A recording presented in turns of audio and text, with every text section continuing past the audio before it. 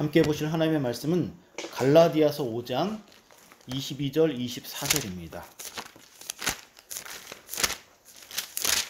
갈라디아서 5장 22절에서 24절까지 말씀 함께 보도록 하겠습니다.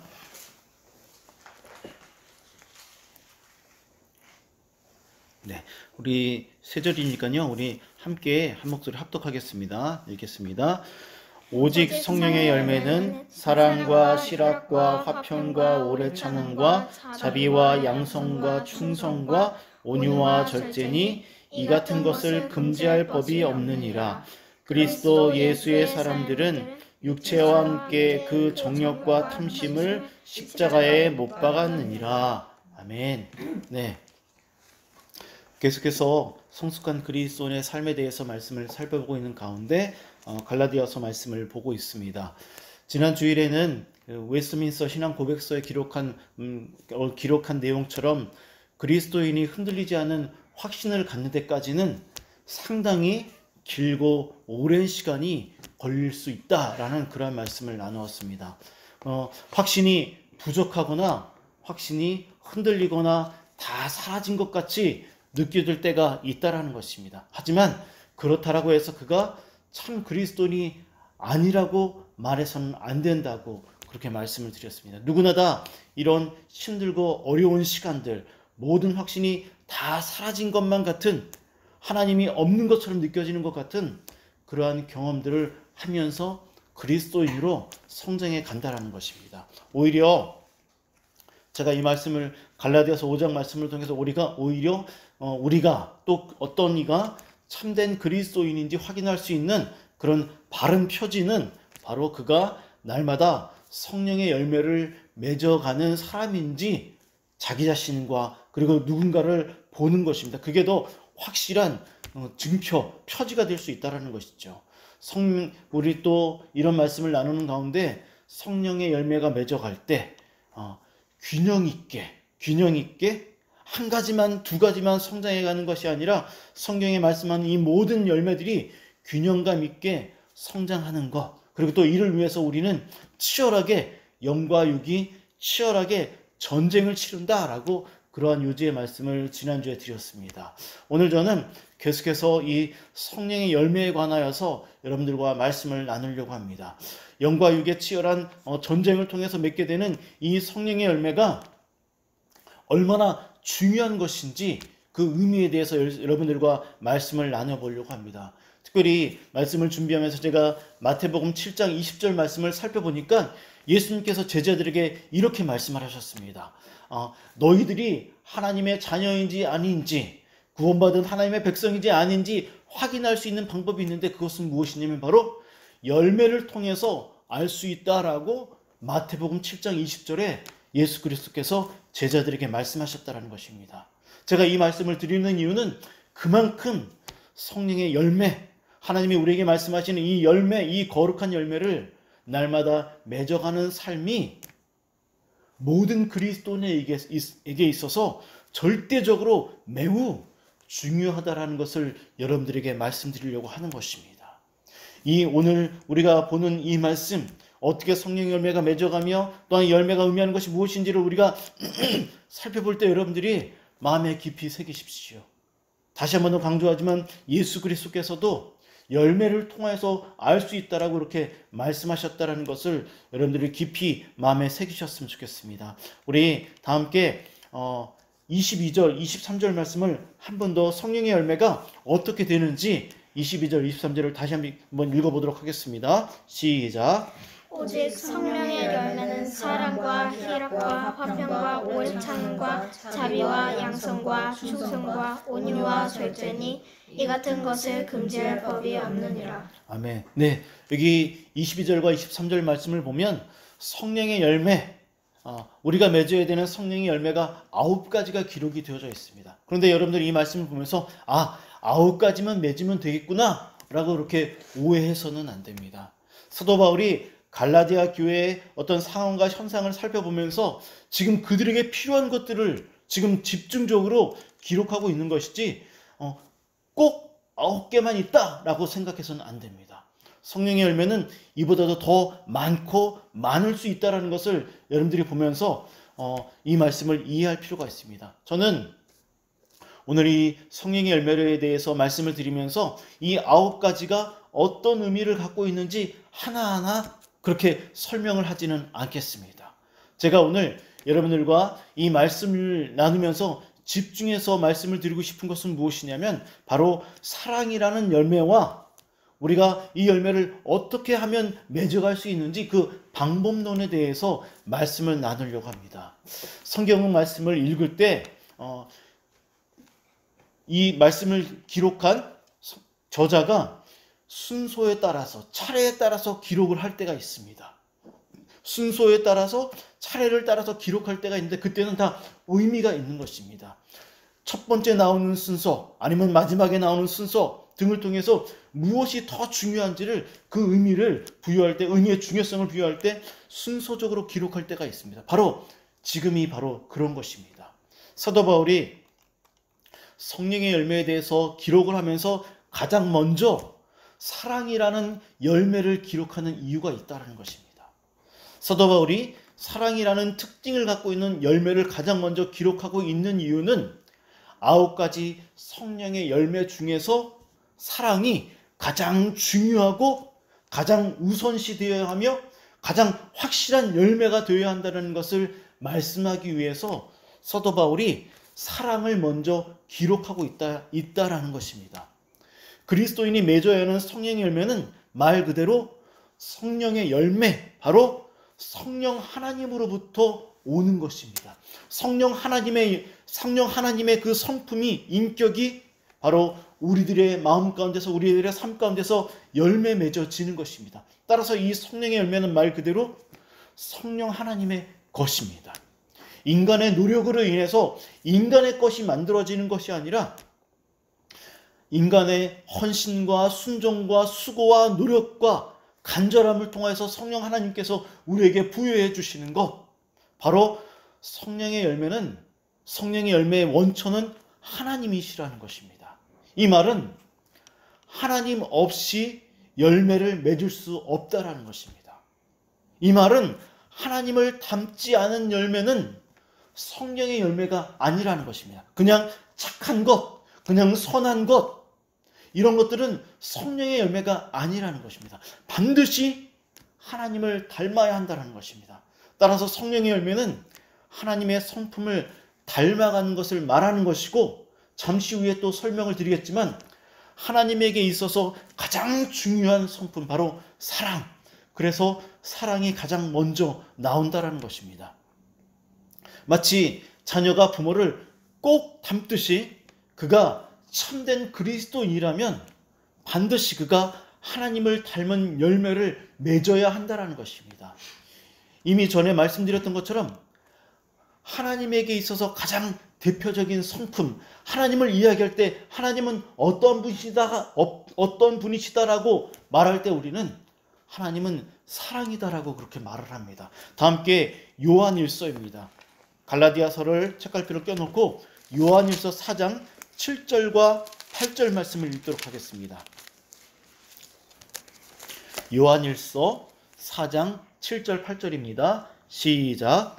사랑하는 자들아, 우리가 서로 사랑하자. 사랑은 하나님께 속한 것이니 사랑하는 자마다 하나님으로부터 나서 하나님을 알고 사랑하지 아니하는 자는 하나님을 알지 못하나니 이는 하나님의 사랑이시라. 아멘. 자, 분명히 확인할 수 있습니다. 하나님은 사랑이시고 하나님을 안다고 하면서 사랑하지 아니하는 자는 하나님을 알지 못하는 것이, 하나님을 알지 못한다. 이 말이 그대로 갈라디아서 5장에 있는 성령의 열매, 바로 사랑에 바로 그대로 적용할 수 있는 말씀이라는 것이죠. 성령의 열매가 맺어졌다고 하지만 그에게서 사랑이 없다면 그가 맺고 있는 성령의 열매는 성령의 열매가 아닐 수도 있다는 것입니다. 하나님이 사랑이다라는 이 말의 의미는 하나님이 사랑 그 자체라는 것이고, 이 말은 하나님 없이는 결코 사랑이 무엇인지 알 방법이 없다라는 것입니다. 사랑을 알기 위해서는 반드시 하나님이 어떠한 분이신지 알아야 되고, 하나님이 어떠한 분이신지 알게 되는 순간 우리가 너무나 많이 말하는 이 사랑이 비로소 무엇인지 비로소 알 수 있게 된다는 것입니다. 만약 하나님에게서 사랑이 사라진다면, 하나님에게서 사랑을 발견할 수 없게 된다면 그분은 결코 하나님이실 수 없습니다. 그뿐만이 아니라 사랑이 무엇인지 확인할 방법조차 없다라는 것입니다. 이 말은 우리 그리스도인에게서 사랑을 발견할 수 없다면, 하나님에게서 사랑을 발견할 수 없다면 그분이 하나님이 아니신 것처럼 우리도 그리스도인이 아니라는 것입니다. 그것이 정말 중요한 것이죠. 따라서 하나님에게서 사랑을 발견할 수 없다면 그분은 절대로 하나님이 아니라는 이 사실, 우리에게도 바르게 적용할 수 있어야 한다는 것이죠. 이 말은 제가 아무리 좋은 성품과 좋은 성격의 소유자라고 해도, 여러분들이 아무리 착한 사람이라 할지라도, 아무리 성실한 사람이고 사회적으로 인정을 받는다라고 해도 그에게서 하나님을 닮은, 하나님과 같은 사랑을 발견할 수 없다면 그는 참된 그리스도인이 아닐 가능성이 있다라는 것입니다. 그래서 성령의 열매를 기록하면서 가장 먼저 가장 중요한 열매인 사랑을 기록하고 있다라는 것이죠. 우리 이 말씀의 중요성을 다시 한번 더 확인하기 위해서 이번에는 골로새서입니다. 빌립보서 다음에 있는 골로새서 3장 12절부터 14절 말씀을 읽어보도록 하겠습니다. 골로새서 3장 12절부터 14절입니다. 12절부터 14절 읽겠습니다. 시작. 그러므로 너희는 하나님의 택하사 거룩하고 사랑받는 자처럼 긍휼과 자비와 겸손과 온유와 오래 참음을 옷 입고, 누가 누구에게 불만이 있거든 서로 용납하여 피차 용서하되, 너희께서 너희를 용서하신 것 같이 너희도 그리하고, 이 모든 것 위에 사랑을 더하라. 이는 온전하게 맺는 띠니라. 아멘. 여기 골로새서 3장 12절부터 14절까지 보면 흡사 갈라디아서 5장에서 말씀하고 있는 성령의 열매들과 비슷한 내용들이 열거되고 있습니다. 그죠? 겸손, 온유, 오래 참음, 긍휼, 자비. 갈라디아서 5장에서 이야기하고 있는 성령의 열매와 비슷한 내용들이 기록되어져 있습니다. 그런데 14절에 보면 이 모든 것 위에 사랑을 더하라. 그래야지만 온전한 열매가 될 수 있다라고 골로새서 3장 14절에 기록하고 있는 것을 확인할 수가 있습니다. 그렇습니다. 아무리 우리가 온유하고 겸손하고 오래 참고 긍휼이 많고 자비하더라도 사랑이 없다면, 사랑으로 이 모든 것을 행하지 아니하면 이것은 온전한 것이 아니라고 지금 골로새서에서도 분명히 말씀하고 있다라는 것입니다. 사도 바울이 골로새 교회 성도들에게 변화된 새로운 그리스도인의 삶에 대해서 말씀하는 과정에서 이렇게 모든 것 위에 사랑을 더하라. 이 모든 것 위에 사랑을 더하라는 것은 분명히 제가 계속해서 강조하고 있는 것처럼 성령의 열매는 온전히 사랑이 그 모든 것을 덮을 때, 위에 임할 때 온전히 이룰 수 있다는 것입니다. 그런데 돌이켜보면 어떻습니까? 우리의 삶을 돌이켜보면 이 모든 열매 중에서 사실 우리가 가장 맺기 힘들어하는 것 중에 하나가 무엇이냐면 바로 사랑이라는 것입니다. 사랑이라는 것. 가족끼리는, 사랑하는 사람들끼리는 사랑하기 쉽습니다. 하지만 성경은 예수 그리스도께서는 원수까지라도 사랑하라라고 그렇게 말씀을 하셨다라는 것입니다. 그래서 사랑이 어려울지는 모르겠지만, 하지만 그래서 사랑이 가장 중요한 성령의 열매가 된다는 것입니다. 그럼 이제 우리 마지막으로 한 군데 더 사랑이 얼마나 중요한지 한 군데 더 살펴볼 텐데, 고린도전서 13장입니다. 이번에는 앞으로 넘어가서 고린도전서 13장 2절부터 3절입니다. 고린도전서 13장 2절부터 3절을 읽겠습니다. 시작. 내가 예언하는 능력이 있어 모든 비밀과 모든 지식을 알고 또 산을 옮길 만한 모든 믿음이 있을지라도 사랑이 없으면 내가 아무것도 아니요 내가 내게 있는 모든 것으로 고지하고 또 내 몸을 불사르게 내줄지라도 사랑이 없으면 내게 아무 유익이 없느니라. 네, 고린도서 13장 말씀에 의하면 사랑이 없이도 산을 옮길 만한, 다시 말해서 불가능할 것만 같은 이런 놀라운 일들이 믿음을 통해서 일어날 수 있다고 말을 하고 있습니다. 실제로 예수님이 오셨을 때 어떤 일이 벌어진다고 합니까? 주님, 주님, 저를 보십시오. 제가 주의 이름으로 이 놀라운 일들, 기적을 행하고 죽은 자도 살리고 산을 옮길 만한 일도 했습니다. 근데 예수님이 뭐라 그러십니까? 나는 당체 너를 알 수 없다. 네가 내 자녀인지 나는 너를 모르겠다. 라고 이렇게 말씀하시는 놀라운 역사가 일어난다라고 하십니다. 왜 그렇습니까?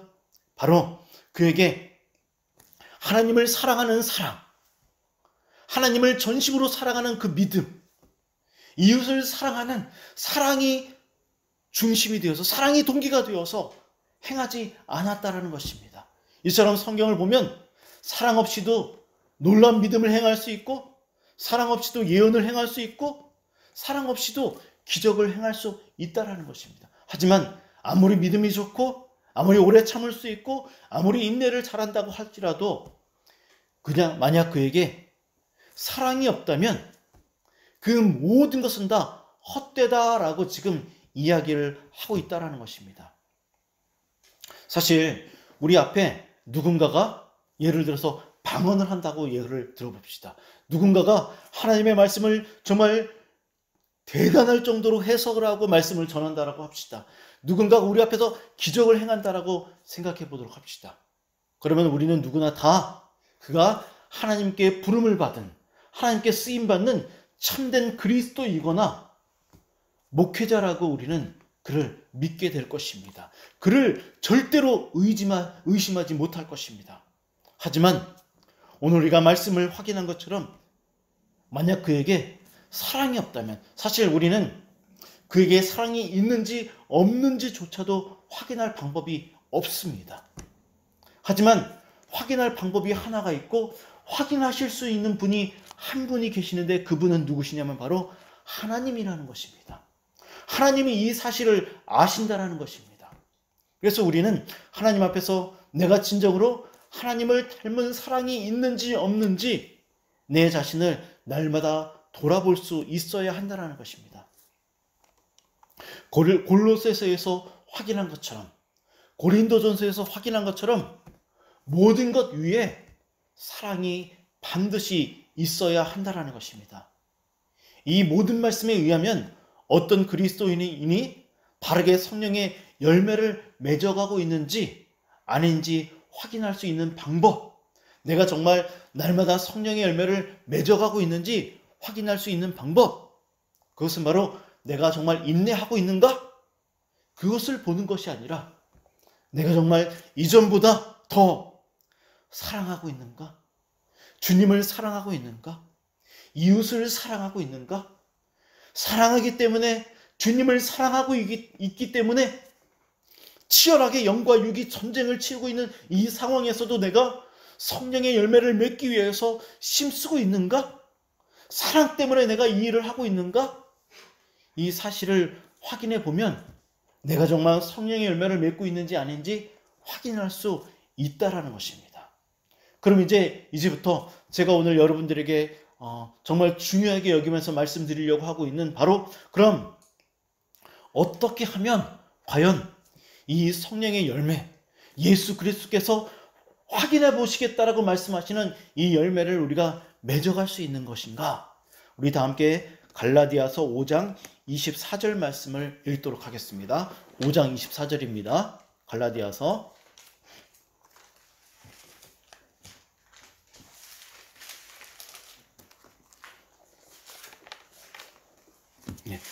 읽겠습니다. 시작. 그리스도 예수의 사람들은 육체와 함께 그 정욕과 탐심을 십자가에 못 박았느니라. 아멘. 네. 여기 보면 그리스도 예수의 사람들은, 자, 그리스도 예수의 사람들, 그리스도인들은 육체와 함께 그 정욕과 탐심을 십자가에 못 박았느니라. 자, 성령의 열매에 대해서 이야기를 하다가 그 이야기, 성령의 열매의 모든 이야기가 마친 이후에 사도 바울은 24절의 말씀을 이야기하고 있습니다. 사도 바울이 성령의 열매를 이야기하다가 24절의 말씀을 기록하고 있는 이유는 무엇이냐면 성령의 열매가 어떻게 맺어지는지 그 방법을 갈라디아 교회 성도들에게 이야기하기 위해서 24절을 기록하고 있다는 것입니다. 24절 팀켈러 목사님은 이 24절의 말씀을 주의하고 해석하면서 이렇게 말을 했습니다. 육체의 욕심을 이겨내고 하나님이 원하시는 성령의 열매를 맺기 위한 첫 번째 방법은 무엇이냐면 우리가 누구인지 알아야 한다는 것입니다. 24절 말씀을 보게 되면 첫 서두에 이렇게 말을 합니다. 그리스도 예수의 사람들은 이렇게 말을 하고 있습니다. 바로 그리스도 예수의 사람들은, 이 말은 무엇이냐면 우리가 성령의 열매를 맺어야 하는 이유는 무엇이냐면 우리가 바로 그리스도 예수의 사람들이기 때문입니다 라는 것입니다. 왜 우리가 이 일을 해야 됩니까? 우리는 그리스도인이기 때문이라는 것이죠. 예수님의 사람들이기 때문에 반드시 성령의 열매를 맺어야 된다. 바로 자기 자신이 어떠한 사람인지, 어떠한 신분인지, 자신의 정체성이 무엇인지 알게 될 때 비로소 내가 그리스도인이기 때문에 이 일을 해야 되겠구나라는 마음에 어떤 다짐이 서게 된다는 것입니다. 학생이기 때문에 공부를 해야 되는 것처럼, 경찰이기 때문에 경찰관의 일을 해야 되는 것처럼, 목사이기 때문에 반드시 목사 일을 해야 된다는 것입니다. 만약 자신의 위치에서 학생이 공부를 하지 않는다, 경찰이 경찰의 일을 하지 않는다, 목사가 목사의 일을 바르게 하지 아니한다, 그러면 무슨 일이 생기겠습니까? 자신의 삶뿐만 아니라 사회도 학교도 엉망진창이 될 것입니다. 이처럼 자신의 정체성에 맞는 삶을 살아가야 한다는 것을 이야기하기 위해서 사도 바울은 그리스도 예수의 사람들이기 때문에 우리는 일을 해야 된다라고 이야기를 하고 있다는 것입니다. 만약 그리스도의 사람들이 성령의 열매를 맺지 못하게 되면 훗날 예수님 앞에서뿐만 아니라 현재의 삶 속에서도 자신의 삶뿐만 아니라 교회도 매우 힘들어질 수 있다는 것입니다. 여러분들이 성령의 열매를 맺기 위해서 가장 먼저 관심을 가져야 하는 것, 하나님이 말씀하셨기 때문에 그것보다도 우선시돼야 되는 것, 내가 바로 그리스도인이기 때문에 이 일을 해야 된다는 것입니다. 여러분들이 날마다 일어나서 기도해야 하는 이유, 말씀을 묵상해야 되는 이유, 하나님의 자녀로 살아가는 이유, 바로 예수님의 사람이기 때문에, 우리가 다 예수님의 사람이기 때문에, 예수님의 그 십자가의 공로로 예수님의 사람이 되었기 때문에 이 일을 해야 된다는 것입니다. 그럼 예수님의 십자가의 공로를 입은 사람들은 어떠한 사람들인가? 다시 한번 더 24절을 보시기 바랍니다. 제가 읽도록 하겠습니다.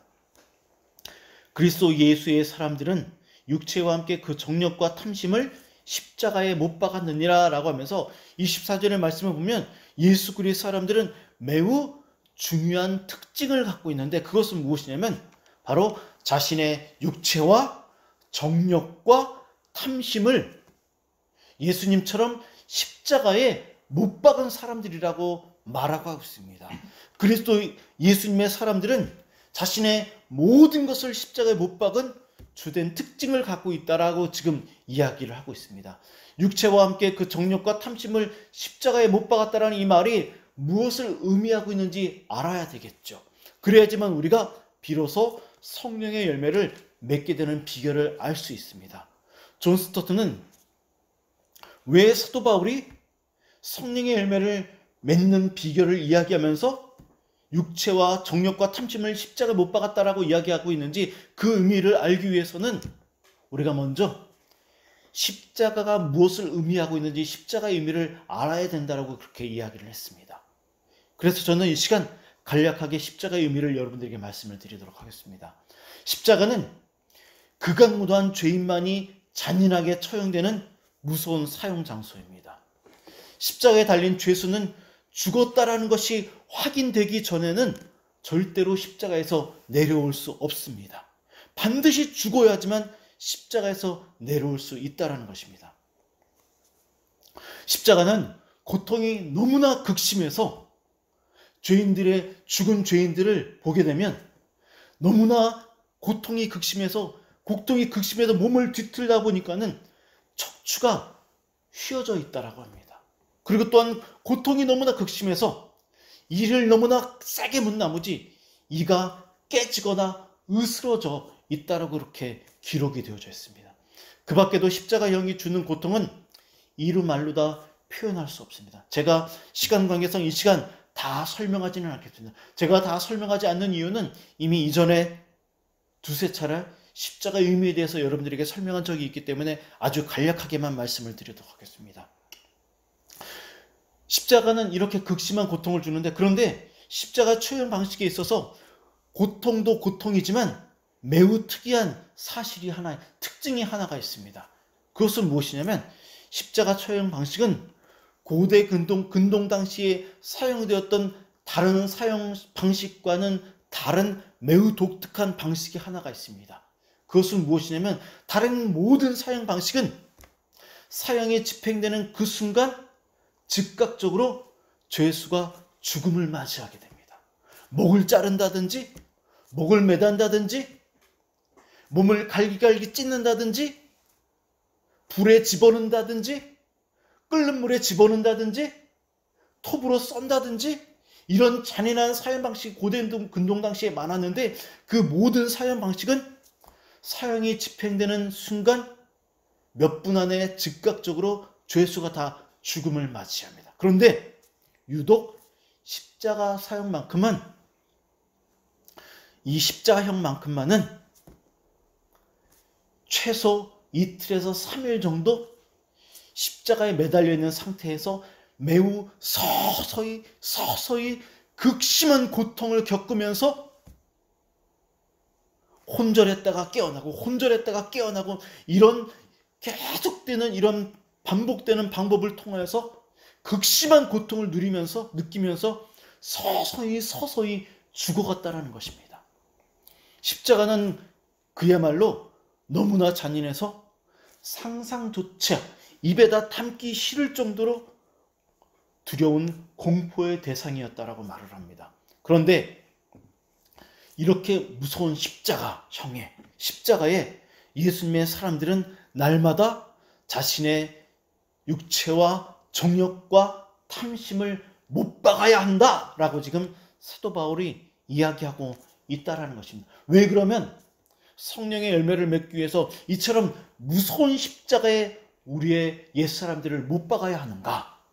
그 의미에 대해서 말씀드리도록 하겠습니다. 예수님을 만나기 이전에 자기 마음대로 살았던 육체의 정욕과 탐심을 십자가에 못 박아야 한다는 의미는 무엇이냐면 바로 옛 사람을 반드시 죽여야 한다는 것입니다. 십자가에 달린 죄수가 죽기 이전에는 절대로 내려올 방법이 없었다라는 것은 무엇이냐면 자기 마음대로 살았던 육체, 이 정욕과 탐심을 반드시 죽여야 하는 것이고, 죽기 전에는 그 자리에서 내릴 수 없는 것이고, 죽었다라는 것을 확인할 때까지 그 자리에 매달려 있어야 한다는 의미입니다. 그만큼 절대로 옛사람과 타협해서는 안 된다는 것입니다. 타협하지 말고 반드시 날마다 그 잔인한 장소로 자신의 욕심과 탐욕을 가지고 가서 매달아야 한다는 것입니다. 그럼에도 불구하고 어떻습니까? 우리는 날마다 여전히 범죄하고 옛사람의 흔적이 내 안에서 꿈틀꿈틀거리고 빠져나오고, 그래서 인내하지 못하고 범죄하고 마음으로 탐심하고 이런 모습들을 나타냅니다. 그 이유는 옛사람을 죽이는 과정이 결코 쉽지 않기 때문입니다. 3일에 걸쳐서, 오랜 시간 걸쳐서 사람이 죽는 것처럼 이 일이 결코 쉽게 끝나지 않는다라는 것을 말하는 것입니다. 일평생 동안, 하지만 끝내는 그가 십자가에서 죽는 것처럼 이 일은 반드시 끝내는 완성될 것이라는 것을 우리에게 말씀해 주고 있는 것입니다. 십자가 처형 방식이 매우 고통스럽고 잔인할 뿐만 아니라 서서히 죽어가는 것처럼, 우리가 지난 시간에 살펴보았던 것처럼 영과 육이 성령 하나님께서 우리 안에서 옛사람과 치열하게 전쟁을 치르시는 것처럼, 일평생 동안 전쟁을 치르신 것처럼 이 일이 때로는 고단하고 피곤하고 힘들고 고통스럽지만 반드시 이 일은 우리 안에 이루어져야 하는 일이라는 것을 십자가형을 통해서 지금 하나님께서 우리에게 이 일의 중요성을 말씀해 주고 있다는 것입니다. 너무나 중요하죠. 예수님께서 반드시 확인하겠다고 말씀하시는 이 열매가, 우리의 그리스도인의 삶에 있어서 가장 중요한 이 열매가, 가장 고통스러운 십자가 안에서 이 열매가 맺혀진다라는, 십자가 방식을 통하여서 열매 맺혀진다라는 이 하나님의 이 역설적인 이 말씀이 얼마나 우리의 삶 가운데 깊이 있게 다가오는지 여러분들 이 말씀의 중요성을 깨달을 수 있었으면 좋겠습니다. 말씀을 마무리하도록 하겠습니다. 어떻게 하면 이 싸움을 잘 해낼 수 있을 것인가? 어떻게 하면 이 잔인한 십자가 앞에서, 이 무서운 십자가 앞에서 우리가 이 싸움을 싸워낼 수 있을까? 바로 내가 예수님의 사람이라는 것을 기억하는 것입니다. 여기서 예수님의 사람이라는 것을 기억해야 된다라는 의미는 그냥 단순하게 나는 그리스도인이야 라는 것을 말하는 것이 아닙니다. 나 먼저 십자가에 달리신 예수 그리스도를 바라보는 것입니다. 생각하는 것입니다. 그분이 왜 나를 위해서 그곳에 달리셨는지 그분을 바라보는 것이고, 아, 내가 이렇게 해서 그분의 은혜의 공로에 힘입어서 내가 예수님의 사람이 되었구나 라는 것을 먼저 생각하고 묵상하고 기억해낼 때 비로소, 아, 그래, 그래서 내가 이 일 앞으로 나아가야 하는구나, 그래서 내가 날마다 십자가 앞으로 나아가야 되는구나 라는 어떤 동기부여가 우리 안에 생겨날 수 있다는 것입니다. 육체가 주는 유혹, 생각들 철저하게 거부하고 등을 돌리십시오. 예수님을 만나기 전에 살았던 삶의 방식이 내 안에 꿈틀거릴 때, 그 방식으로 살아가고 싶을 때, 그리고 또한 그 방식으로 살아갔을 때 진심을 다해 회개하십시오. 그리고 그 삶의 방식을 거부하십시오. 등을 돌리십시오. 내 마음 안에 그러한 생각들이, 죄를 짓고 싶어질 때, 음란한 생각들이 올라올 때, 하나님이 싫어하시는 삶의 방식들이 내 안에 자꾸 꿈틀거릴 때 마음 깊이 안 돼! 라고 과감하게 외치십시오. 이것이 바로 성경이 우리에게 말하는 전쟁의 방식입니다. 가장 먼저 예수님을 바라보고 내가 그리스도인이라는 것을 생각하고 마음 안에서 전쟁을 거부하는 전쟁을 시작하는 것입니다. 예를 들어 이런 것입니다. 누군가가 나를 욕하고 자꾸 시비를 걸고 화가 나게 할 때 그와 싸우고 싶죠. 그때 인내하는 것입니다. 왜냐하면 내 안에, 내 앞에 본을 보이신 예수님의 사랑이 있기 때문이라는 것입니다. 그래서 즉각적으로 자신의 마음을 제거하고 하나님께 도와달라고 기도하는 것입니다.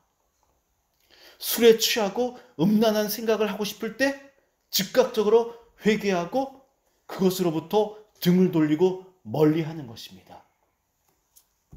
이번 한 주간 동안 우리는 모두가 다 계속해서 실패하고 범죄하는, 반복되는 자신의 약점들을 누구나 다 알고 있습니다.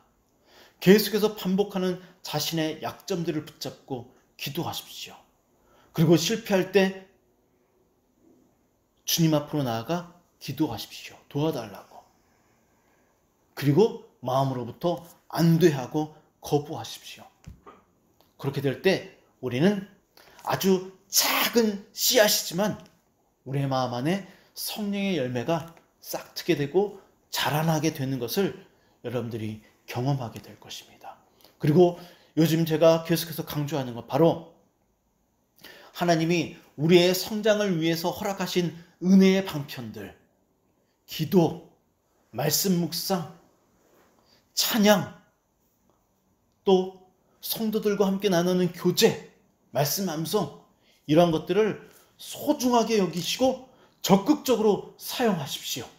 그러면 반드시 우리의 삶에 성령의 열매가 맺혀진다는 것을 여러분들이 확신을 갖고 살아갈 때 여러분들이 그러한 삶을 살게 된다는 것을 믿으시기 바랍니다. 다 함께 기도하도록 하겠습니다.